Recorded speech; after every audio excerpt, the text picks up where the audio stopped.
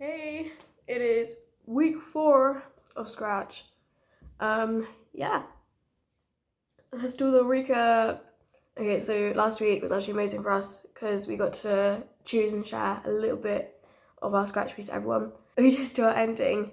We only had a minute, but for us that minute felt long because we put so much detail into it, which is amazing. We got to do that because it's now in our final piece.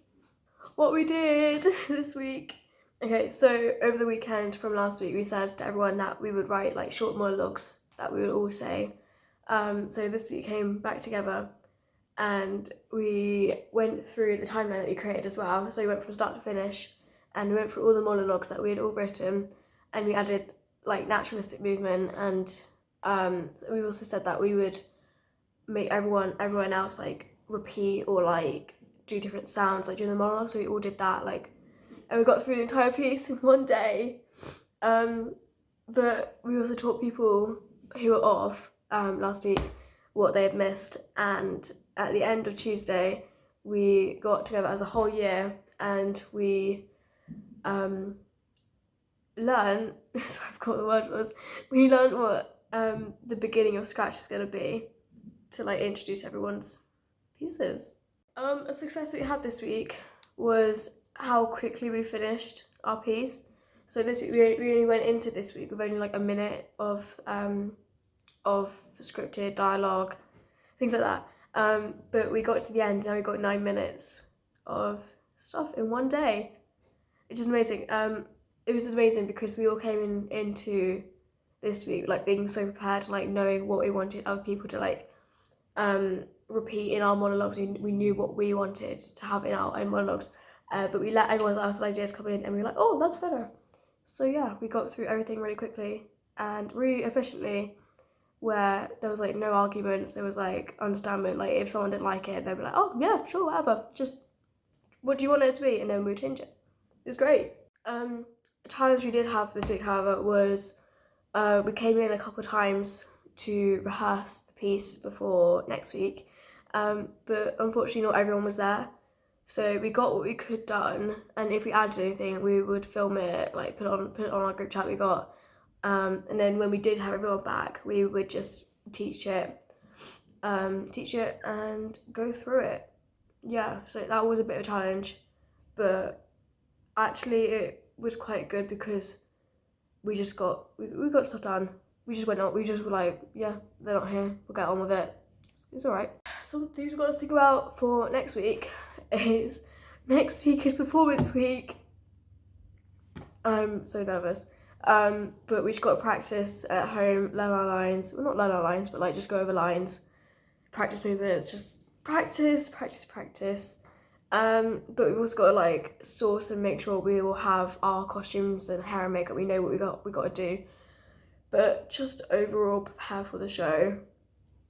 Because yeah, it's show next week.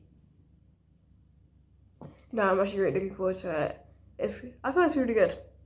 I'm excited. Okay, we've got a couple key questions for this week. I'm gonna do it in 2 different like parts. So like the first one's gonna have 2 questions. Yeah, you get it.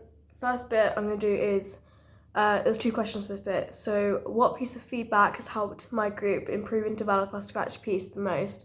And what was it about it that really resonated from the question?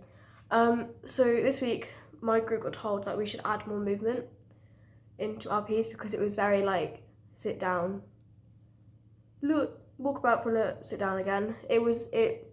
And for us it resonated because it just clicked like why we're all put together in that group. Because all of us are dancers, we figured that we should use that as a strength and not be scared of it. Because I think originally we were scared of it because we were like, oh, that would like take away from everything. But we decided to go along with it and we added more ritualistic movements. Like we didn't want to do it like dancey, like full on dance show, like can no.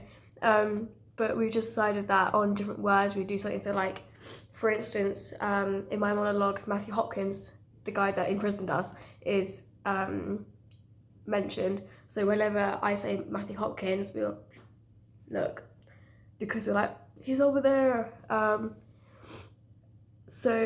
I think because we made it as a strength, it just made our piece like flow a lot better for us and just made it feel more fun to do in a way. And I love it. I love our piece. It's so much fun. And then the last key question we got this week was, what has this taught me about giving feedback? So I think because Sophie's person that gave us this feedback, she explained like why we should do it. And it just made sense to us. We were like, oh, that's why we should do it. We should do that then. So I think explaining the reasons to your feedback is so helpful because it makes the actors realize why they should do it and like see the benefits of doing it instead of just like being like, you should do this and just not explaining yourself, because it'd be like, okay, but why? Because how would it benefit? So explaining your reasons is really good. Always give time for the performers to like tweak it, like tweak their performance before the actual showing when you give your note. Because actors, we need time to like take it in and like just rehearse it in that new way. But going off that, there is definitely bad times to give feedback, so don't give feedback after the performance, because I think that would make the actors feel like they've done a bad job and just not be happy with it anymore and not want to do it. But also too early on, because that'll make if you're devising, that'll make what your ideas feel like really like negative and be like, oh, maybe I shouldn't do this.